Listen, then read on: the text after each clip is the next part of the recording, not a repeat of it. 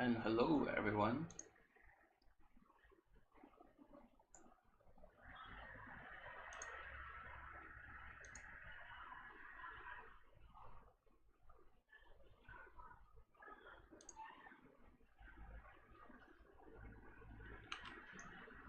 Right. Hello everyone. Welcome to the third session of the Golang screencast. Today I am going to talk about Go routines and Go channel. So the exercise that we are going to do is that we will try to write to a file, then try to read from it again, so that in case somebody who missed the first one get used to some of the better functionalities of handling a file content in Golang. So this is called, I'm going to create application call generator. This will be generating the test file that we are going to use it afterwards. Oh, Sing Sung, I'm actually doing a weekly Golang screencast. So it's about getting people to familiar with how Golang works. So in this program, we are going to create a file. So create a local file called I'm gonna call it document.txt.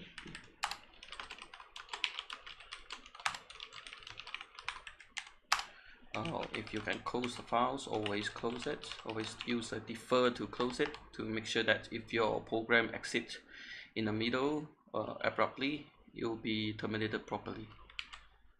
So as you can see, I'm using an autocomplete.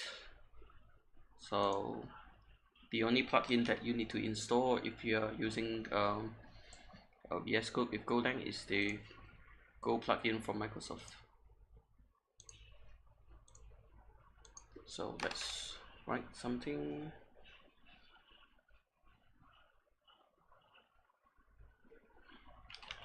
So we are going to import. You can do an input like this.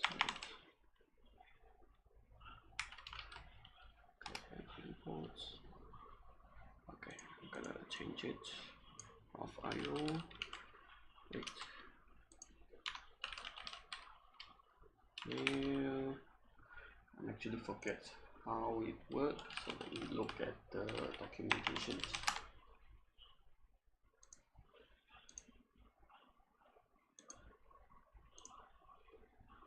So this is where we look up for the documentation, Golang path.io. So by default, we can actually write anything that we want this way. Hello world.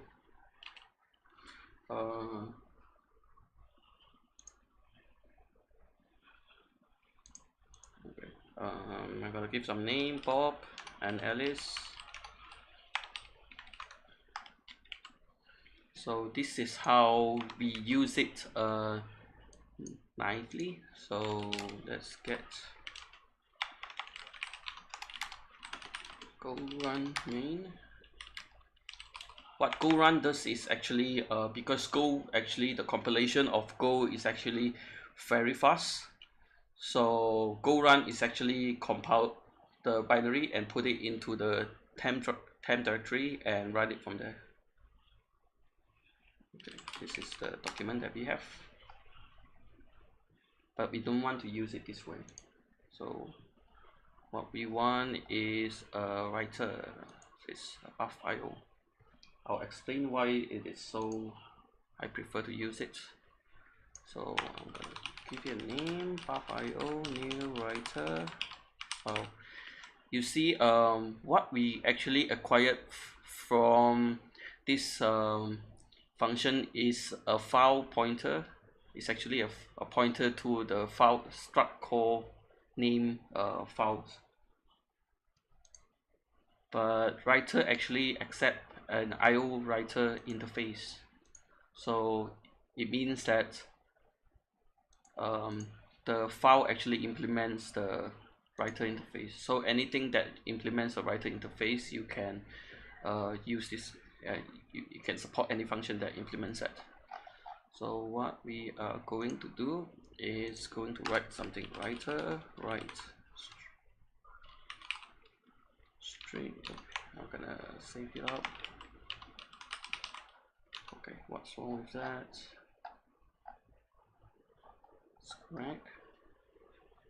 I'm gonna write string hello well and writer write. I actually need to put in the new line.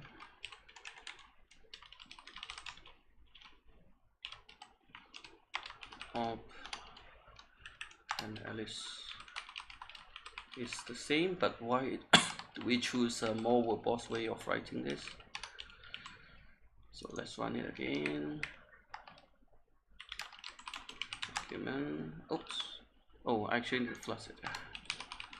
Flush. Alright. Okay. So what it does is it actually creates a buffer. It doesn't so it doesn't automatically it actually maintains a buffer size, and I think it can be shown here, but also tips: clicking on the documentation, clicking on any of these functions will show you the source code, and this is one of the way that we can learn how to write code easily. And you can see the new writer is actually initiating a writer with a default buffer size. So let's find out. Okay, so the default buffer size is this. So what it means is that 4096. So what it means is unless it exceeded the buffer size, it will be stored in the memory. So in a way, you are not hitting the disk too much, and you are so let's write some messages like some mock for our test. So for loop, I have a million lines. Alright. So it saves you from having to do manual flushing, allocation and stuff. So just make sure that after at the end, remember to flush the remaining one, so everything will be returned to the disk. So let's write something so for our program to read on.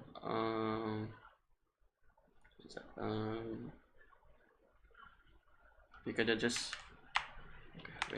we are going to just write the numbers. So, and Golang is actually a static type language, because write string actually accepts only string. We need to cast it to a string. So in this, you write, yep, and we got forward go run main, right, we ran. Oops, what went wrong with this? Yes. Oh, actually, it's actually just one line. So I actually need to put in. Oh, and also the good thing about using this is that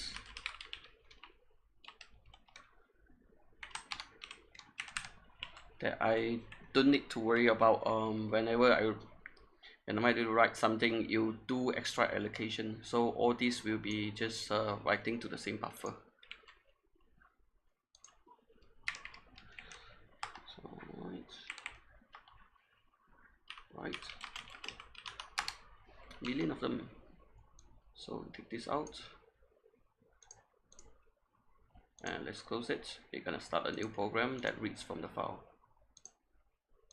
So how normally we read a file is that the very common one from everyone, especially from people that just started, is to use this read all document.text. So this is the data in byte.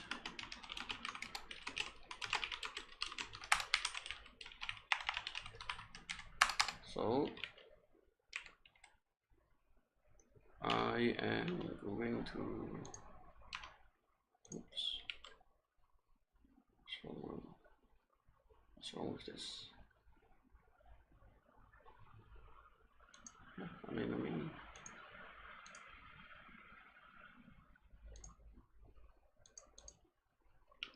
let's see what the error is.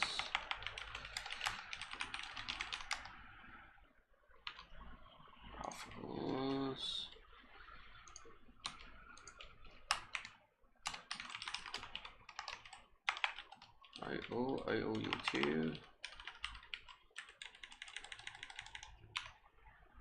So let's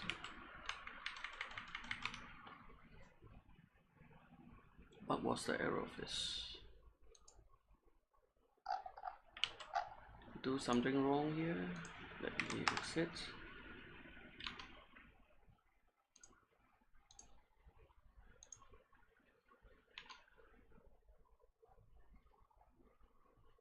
Oh, not read. Oh, read file. Huh. The documentation is here. I owe you too. Yep, read file. I forgot about it. Huh. Right. And what's wrong with this? Oh, it's actually okay, but my program is complaining. So I only want to write. Let me reboot this. I don't understand what's wrong with that.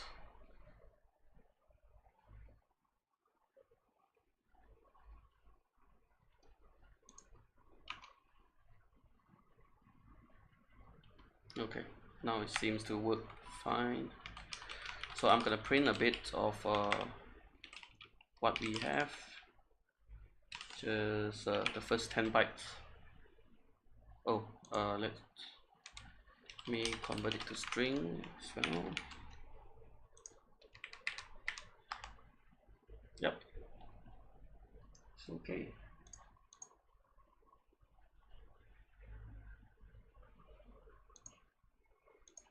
Sorry, I'm sharing the links to other places as well. It's my first time using a Restream, so this is a free service that allows me to stream to multiple endpoints.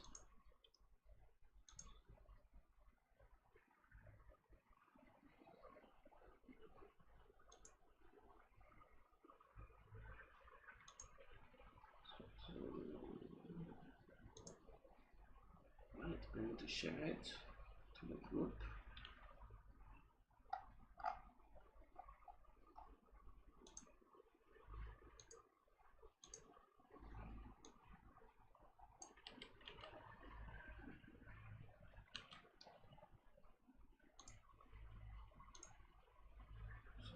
Share it. Silly me, I actually forgot. Okay. Let's get the new from here.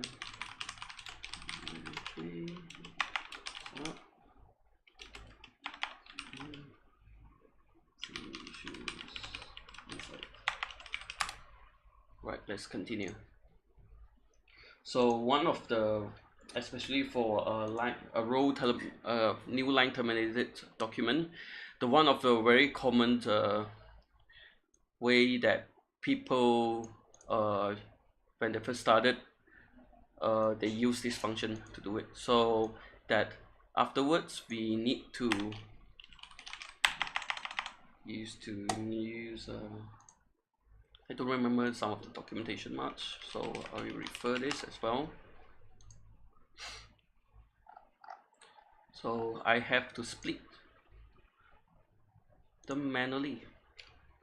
So these are called rows, bytes, split. The data, the separator will be the new line.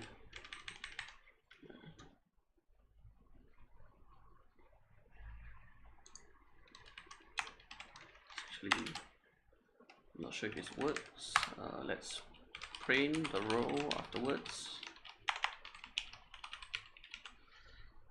So let's run it. Oh, I can't use a run. So I'm gonna be a byte.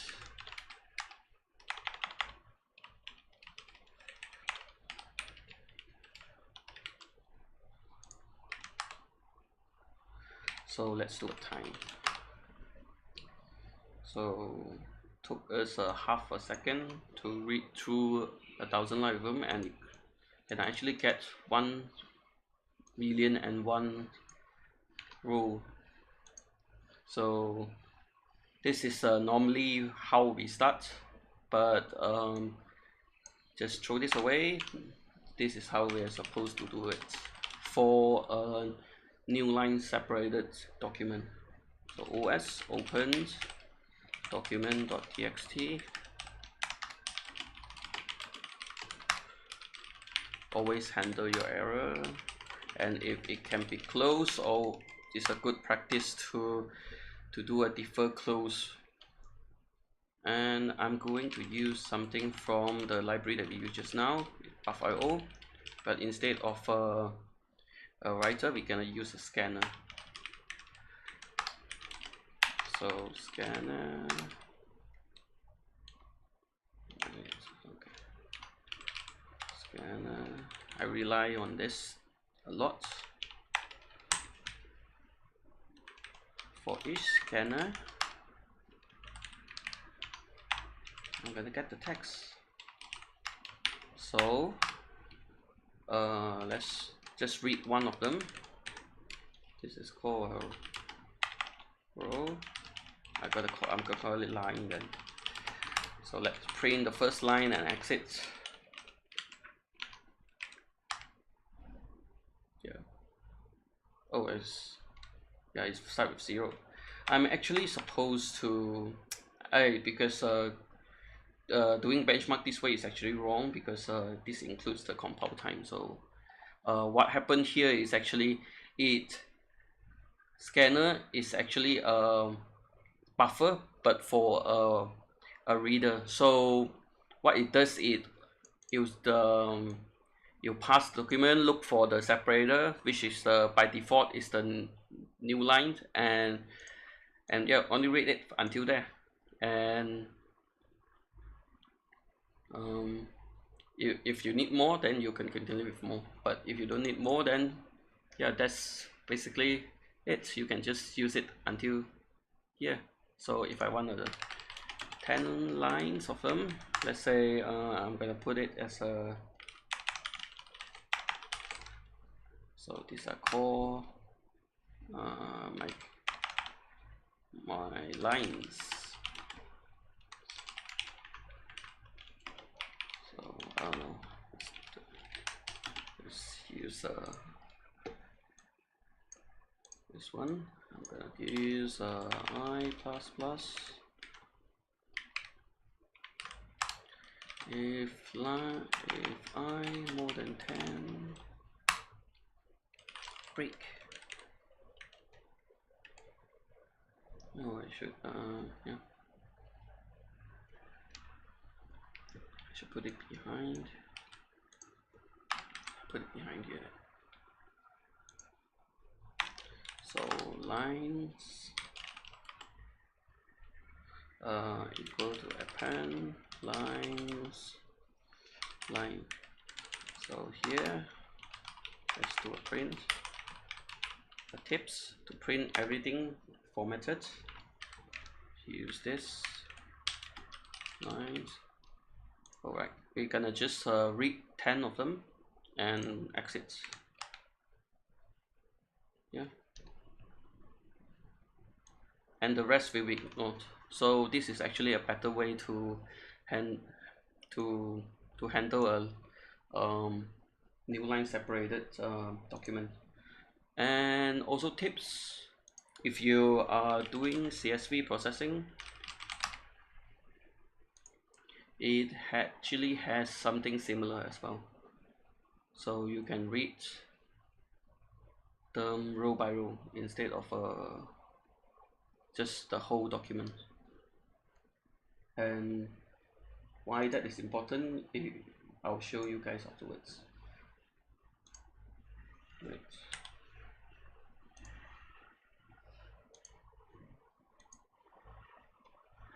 Okay. So what happened now is we are going to use this as the base of our Go routine practice and Go channel practice. So what happened here is I want to process this concurrently instead of sequential. So what I want is to output the result. I'm gonna double this whatever amount that we have here, the digits that we have, and write it to output file. So this is called output file. I'm gonna call it out file. And the coding convention of Golang is camel case. Snake case never recommended, or some of them it's actually better if you don't use a snake case. It's always better to use a camel case in Golang. So we are going to create a file. It's called output.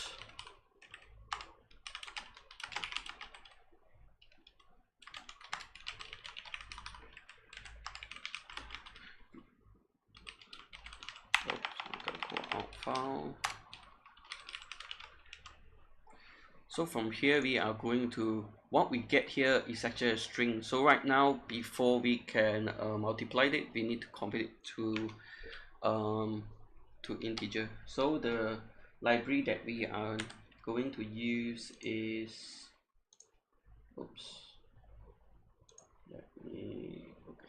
it's going to call, the library is it's very easy to remember. It's called strconv, which is a string convert, and we are going to use it.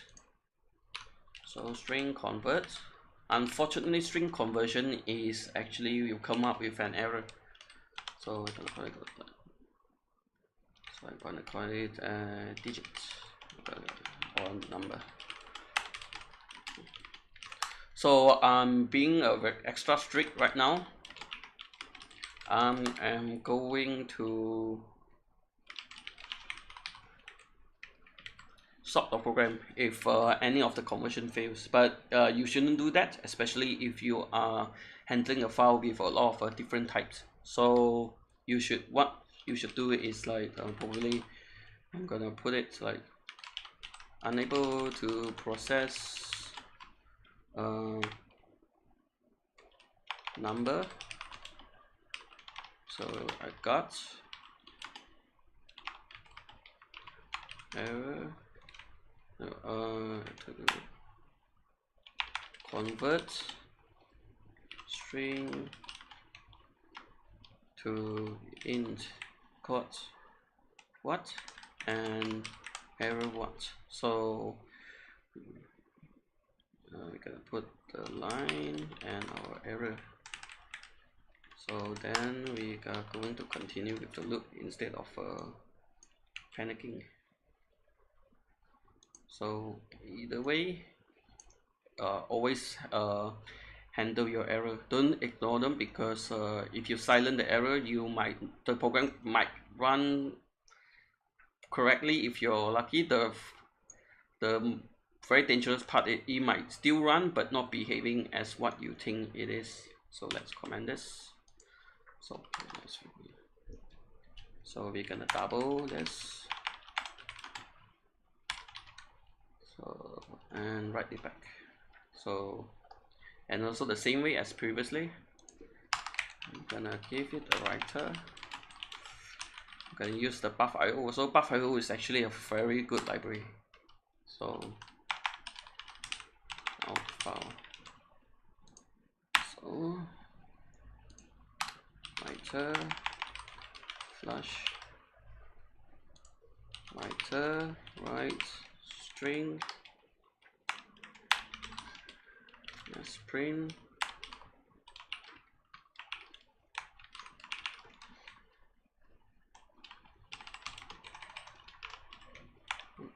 key with a new line. Alright, this is the very naive way to do it. And of course, multiplication is actually a very fast operation, and we are going to introduce some latency, like let's say time sleep, like for a millisecond. For example, it is going to be very slow. So for a million row, how much time are we going to need? Do this. Let's put it up. So we are going to this. You can see that it is very slow, and I'm gonna terminate this. And we are going to speed it up. Let's assume that this time is here. This is a very slow operation, and this is the artificial duration that we add in. So, and yeah, this is very slow. So what happened here is we want it to be run in parallel to each others. So okay, let's start. We are going to have input channel string, and this is actually sufficient. This is what we call an unbuffered channel, and unbuffered channel will block on the first entry, and we want it to be buffered so that more can be it's a buffer, so it's like a cache, so it can be really fast. So let's read ahead 10,000 of them at the same time. So if you have an input, we have an output as well. Output is the same as well. So what the difference here is that this will be the one processing, and this is the one that is going to be get into C. So let's try this first before we complete the rest. So this will be our inside our Go routine. So Go routine, we will start this.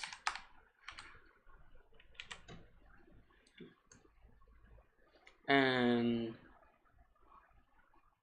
you can see the workflow here is going to be, unlike previously which was a sequential, it will be in reverse, so that the writer will be at the top instead. Okay, so this one is done, and when it's done we need to close it, or else the process that is going to read from the input will block forever. So if it's a bit too confusing, feel free to comment. So ignore this. So what will be not involved here is this part right here to avoid the confusions. So we are creating a channel with this type. It's basically a string channel that buffered by 10,000. So you can add in a 10,000 of them before it starts to block. So, and also always remember to close your channel, or else the whatever process that is going to read it is going to block forever. And this is how, up here is where we are going to start it's different. It's actually not down here, but because before we start, we have to start the function to consume this channel. So I'm gonna write the function here. So it's called just by double. Call a double. Input will be string channel. Okay, I'm gonna call it in C. That is chan, and out C, out channel, in and out, because we are going to have an output as well. So, and I'm gonna do an explanation afterwards. So out C is a channel that allows only write. So the arrow by itself, you can use it just like this. It is fine. But if you want to limit the direction of the channel, if you want to limit it to only to only take value from the channel, you do it on the left side. If you are only supporting input to the channel, then you put it on this side. So here we won't have any errors. We are not it's a bit bad. In here, we are, when we encounter an error, we are just going to print it out. So this will be a function here. So let's get it. And by default, an unbuffered channel doesn't. I'm gonna show you the traditional way of how to do it. This is called I'm gonna call it line. No, it's going to be a more in C. If there is no more channel, aka it is closed, then we are going to break this while loop. A for loop without anything is actually a while loop. So for that, we are going to convert. I'm gonna go number, error, string convert, and UI line.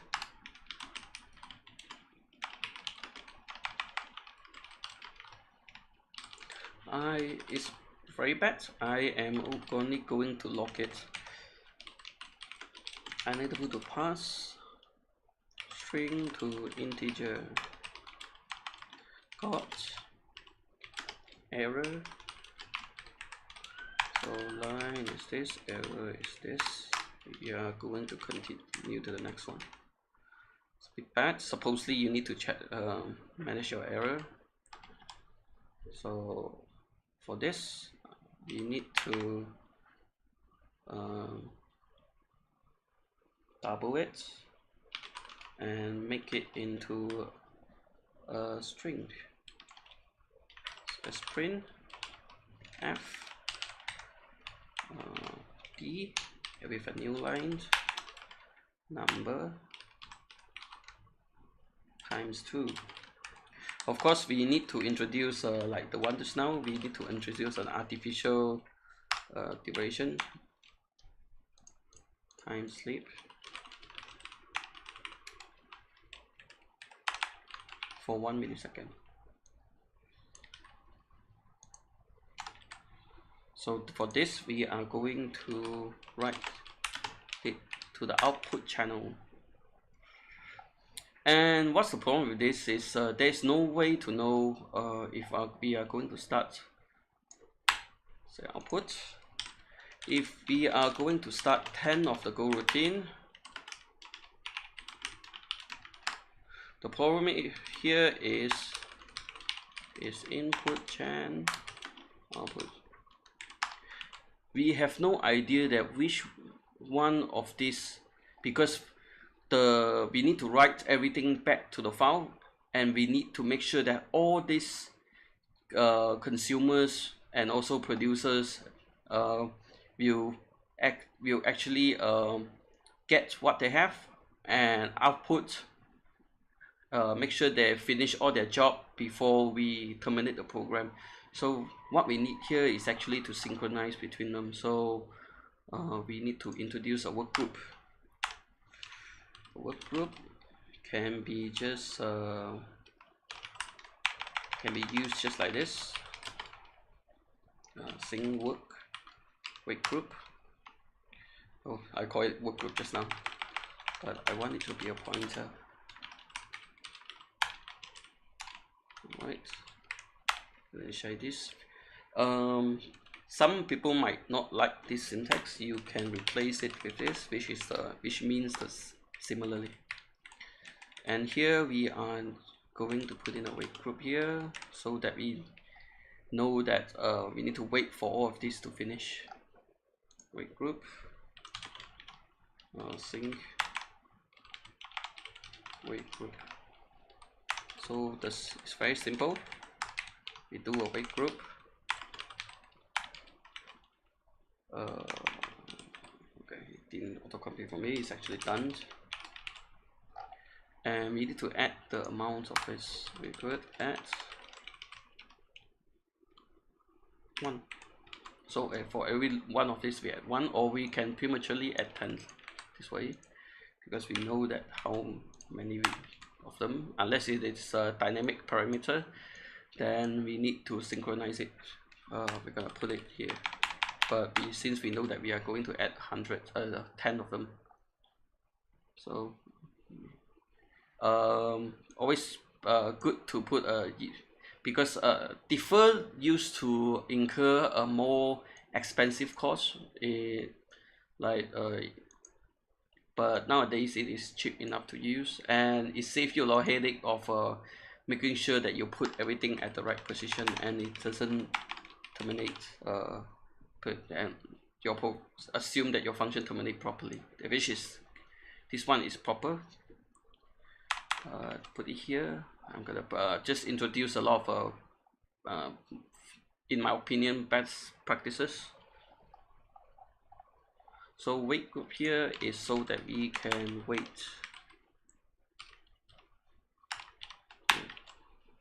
So we know that it should be waiting. So you can see the sequence is a bit backwards. So for output,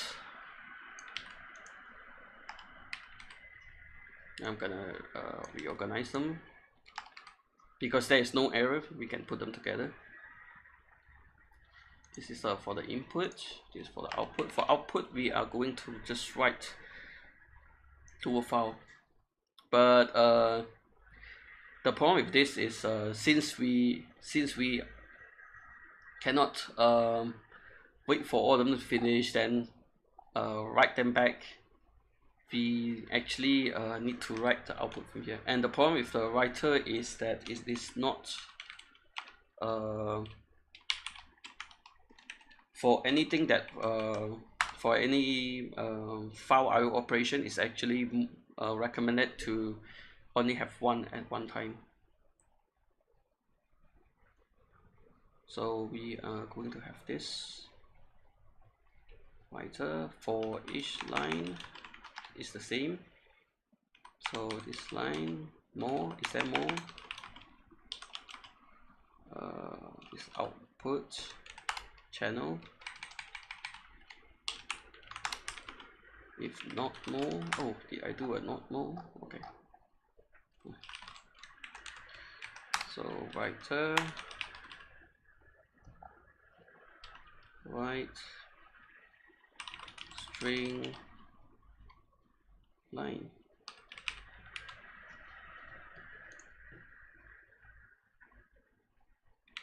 Must I run this? Oh, right, because I did this. I can do a defer as well, always flush. But what's the problem here is that because this goes into the background, we need to wait for it to finish writing before we exit the program, so we need in a way to synchronize it.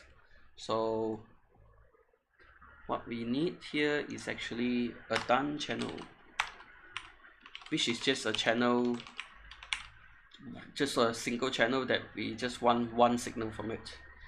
So here, make chan, we can use a cheap one like bool. You can also have a empty strut. For simplicity, I'm gonna use a boolean. And here when we exit, we just need to close it.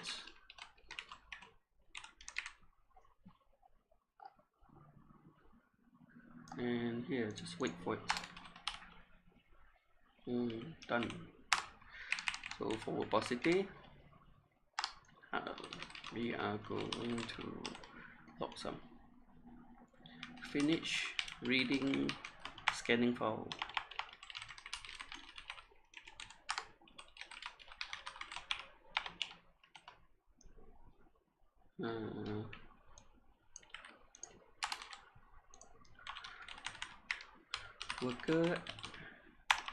Workers exited.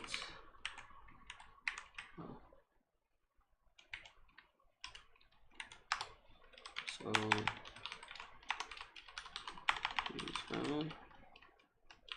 writer exited. Right, all done. So for some of this,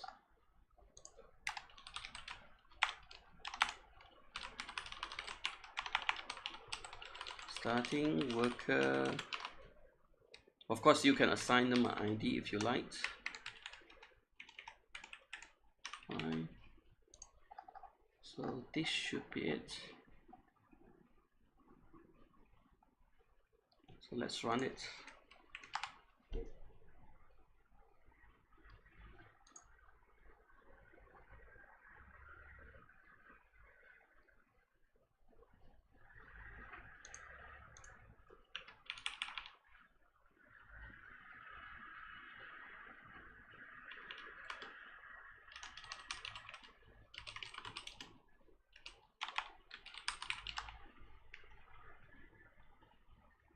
Oh, if 1 million millisecond is actually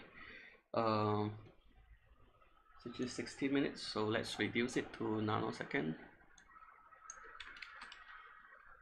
because it's actually artificial. So let's for it.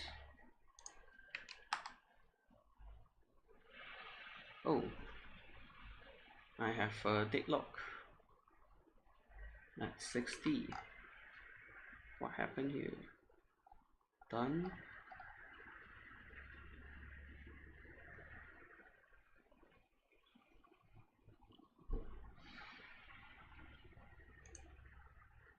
So 33 and 31. So let's find out what actually is the issue.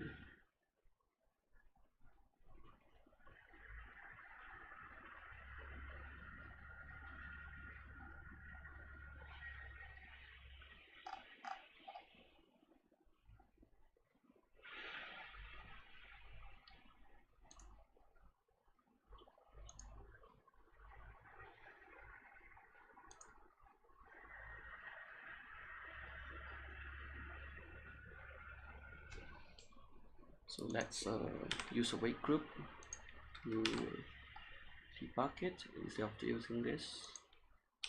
Okay, some of my other codes went wrong. So out. As this is used here. Sync wait group. Next one. Defer. Done. I'm gonna wait here and state.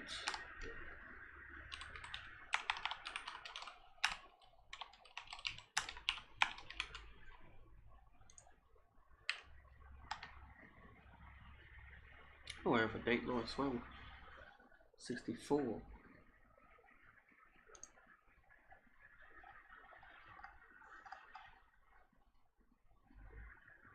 And this is the one. What did I do wrong?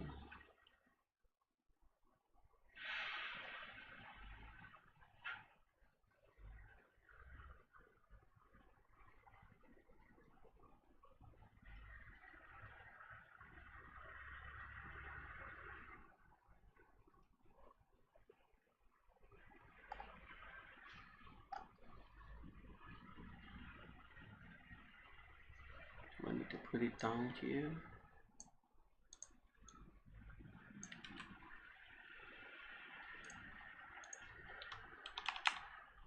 So let's find out. This is not supposed to be it.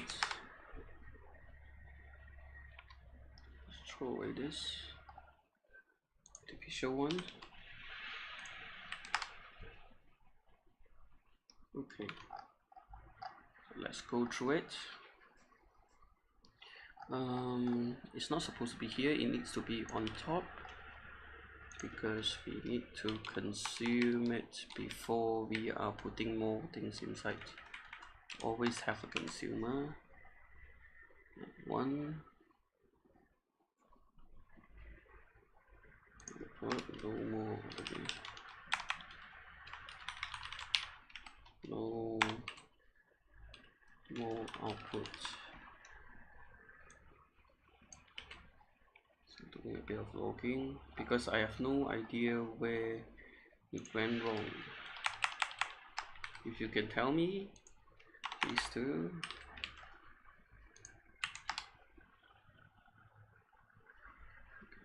Can't get it. 64. So we do it.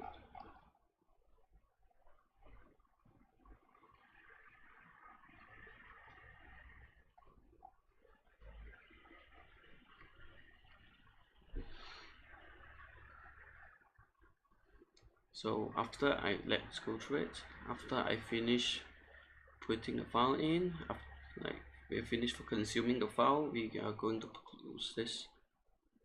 And the next one is that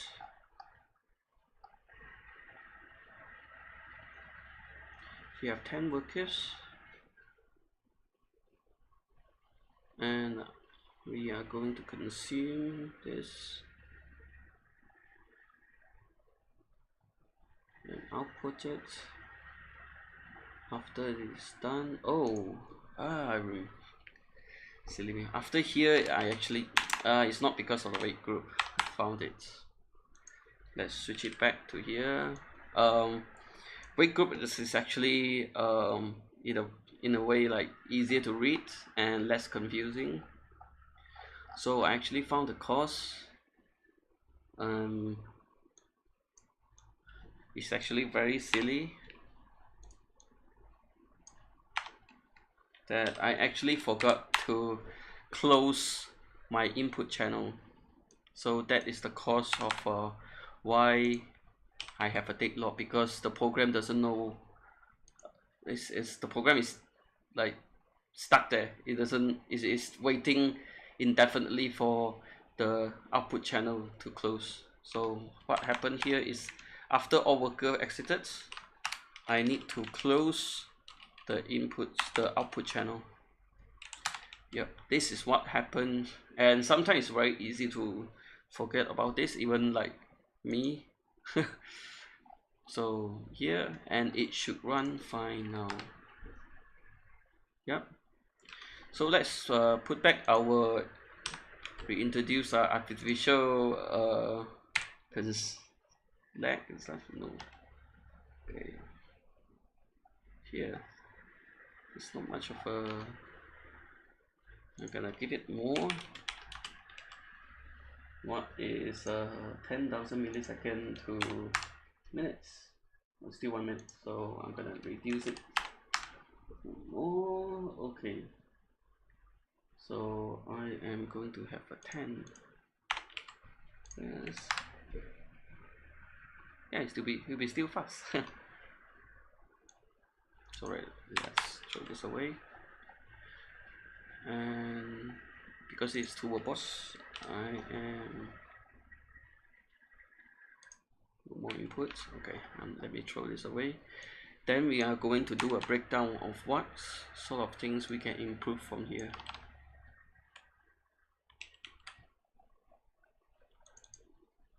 So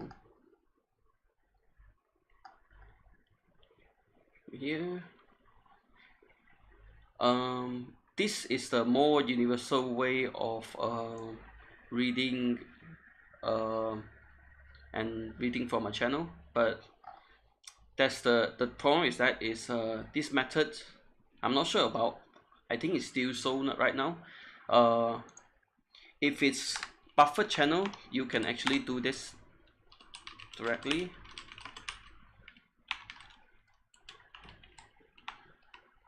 Instead of all these lines, but the problem is you have to know that this is a buffer channel. So sometimes in actually for beginners, if you read a few examples of here and there where they mix a buffer channel channel without the size, this won't work. So let's try it out. I'm not sure about the latest version, but last I checked it doesn't. So right now it's fine. So now let's introduce unbuffer channel. So by doing this without setting a specifying a file a length, you are using, oh, and it still works. Okay, it's changed now supposedly, or I was doing it wrong. It's always good to, the good thing about me doing this is actually in a way for me to practice my own knowledge on Golang. So yeah, we can reduce this. Of course, we want it to, for throughput, we want it to be buffered, and for this line as well. So line equal to range output, and notice you actually don't need to put in the arrow side. Yeah. For each of this, do this. Okay, I'm supposed to use this. Go in. Okay, let's do a count of the outputs. 1,000,000 of them. So what else can we improve? And you can see that it's it gets a bit especially this, it gets a bit, sometimes I prefer to do it this way, where I supply a channel and I output this. Okay, what should I call it? Okay, I can call it writer. I got a write worker. I'm gonna call this all worker then. So I'm gonna call it int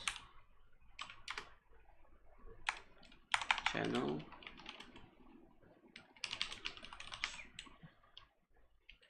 Oh, it's actually out. It's actually my int. So I'm gonna call it the same. Technically it's an int, so I'm gonna just stick with int then. Chan string, and I am going to give out a chan bool.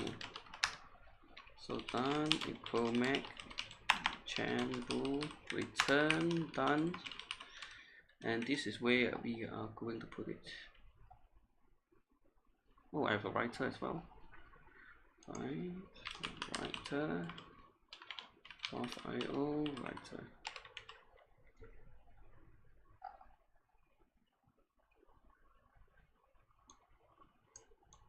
I'm still doing this inside.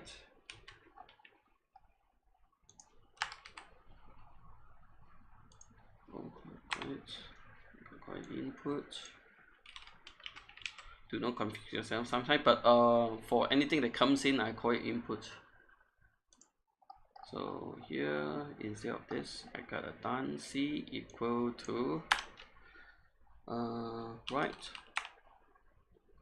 worker output channel and the writer. And yep.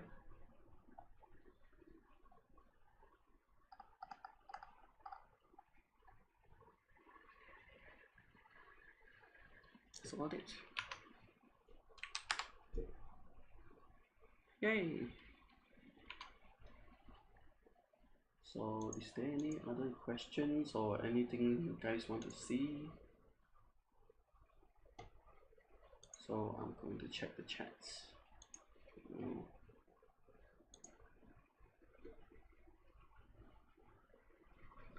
And for a bit of visualization, what happened here is actually from a single source.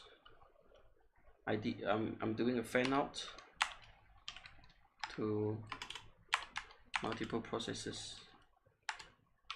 So let's assume that I have 5 workers. So from a single file,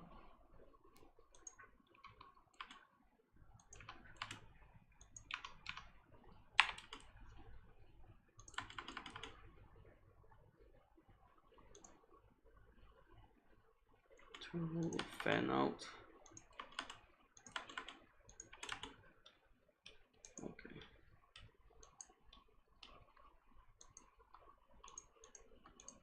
Supposed to use all this. Okay. So worker. We have a 0, 1, 2, 3, 4. From here. From here is supposed to doesn't detect my middle mouse click. Okay. But they fan-in factory. They multiplex into back to one writer. So this is called this file. Then this is another file. This output. So this is what is going on here. Something that comes in, then go back to the same one. So I'm gonna comment this. What it does.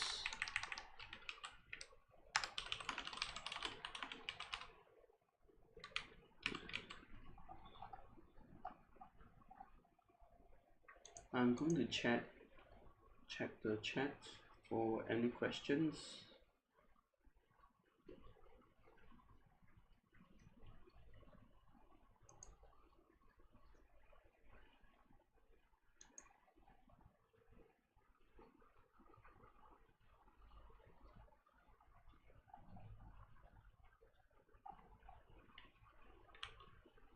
Oh, and there's none. So I think that should conclude what I want to show today. And since we have a bit of time, let's do a bit of exercises. Then with channel.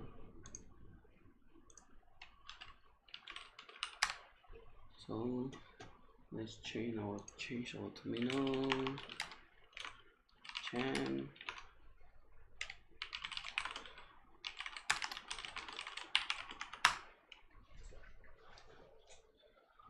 So we have an A. No, we have a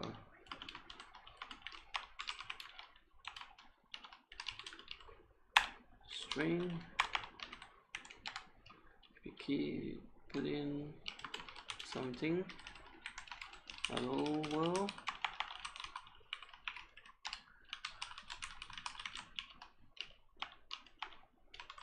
Do you think this program will run? So let's have a look. Go run. It doesn't, because it is blocked at this unless there's a consumer, it is blocked. So the cheat is actually to make it a buffer channel. And but the problem is this is not deterministic. So what we do here is as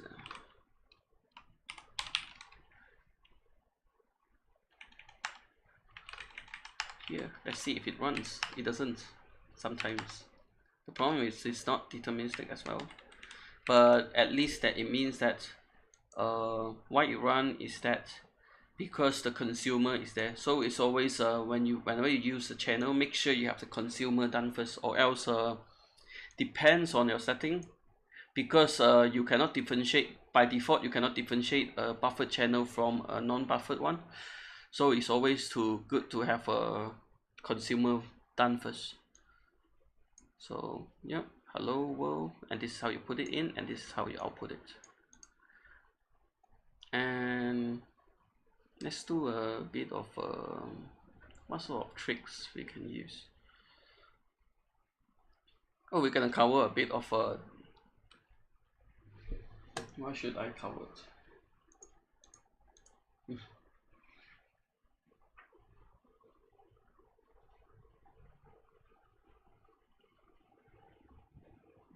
Oh, and channel is not only the way to do data synchronization in Golang. It's just one method to do it, and you can actually use the very old school mutex var log sync is from the sync package mutex, and let's have an integer. So let's start 0 to routine.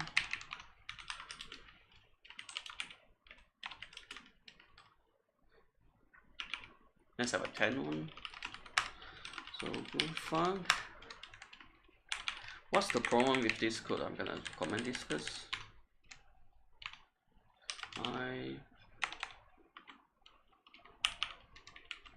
Plus. What happened here?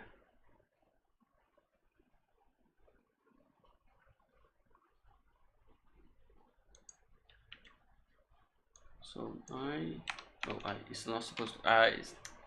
Come on. Let's put it as a data equal plus.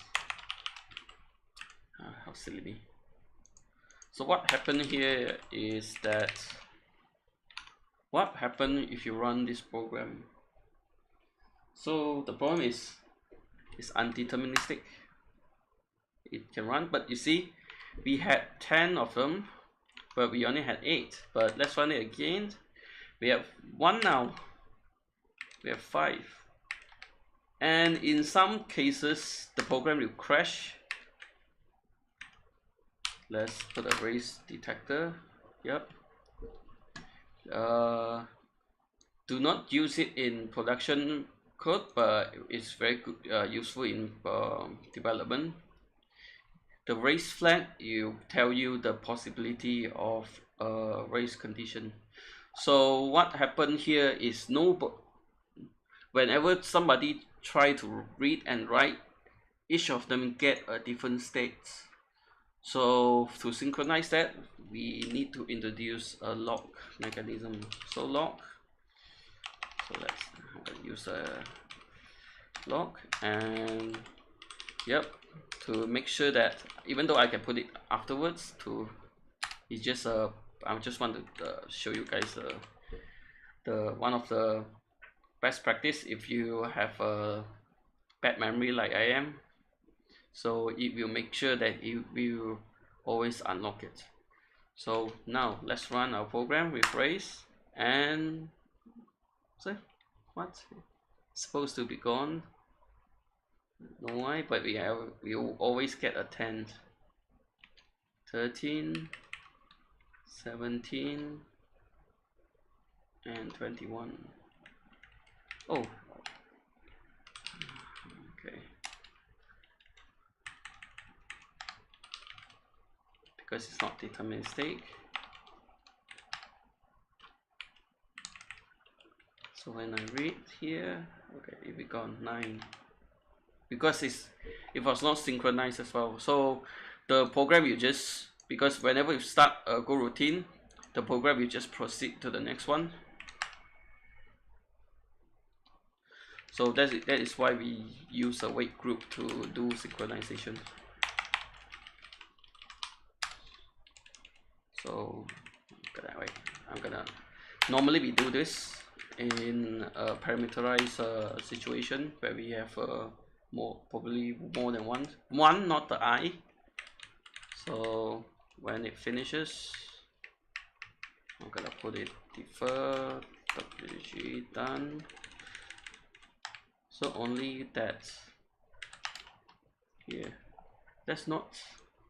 We are not going to need to lock it again. Let's see whether the race conditions race checker will warn us. Yeah, it should be fine now, because now we wait until the program exited, and since there is only one party that requests for this data, there won't be any race condition.